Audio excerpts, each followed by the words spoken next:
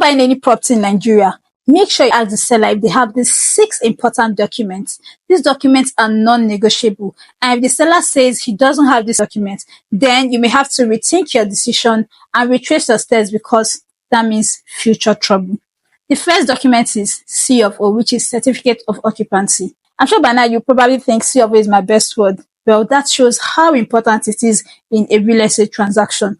Every property has a C of O because it is the root title where every property ownership emanates from. So to prove the authenticity of this land ownership, you have to ask the seller if he has a C of O. And beyond just asking, do not rely on word of mouth. You have to ask for a copy of this C of O and take a step further to also verify that this C of O is authentic by carrying out verification at the relevant land registry, because there are a lot of fake C of Os flying around. Or better still, engage a property lawyer to make sure these documents are authentic.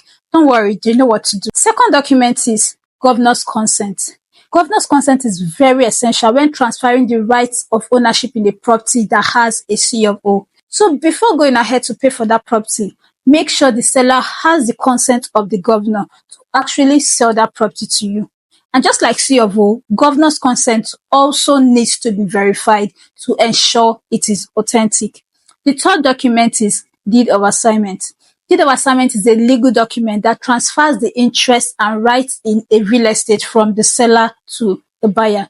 It is a very important component in a real estate transaction and symbol of proof of ownership of a property. However, deed of assignment alone is not a title document. Make sure you always ask the seller for these 3 important root title documents before you go ahead with your property transaction.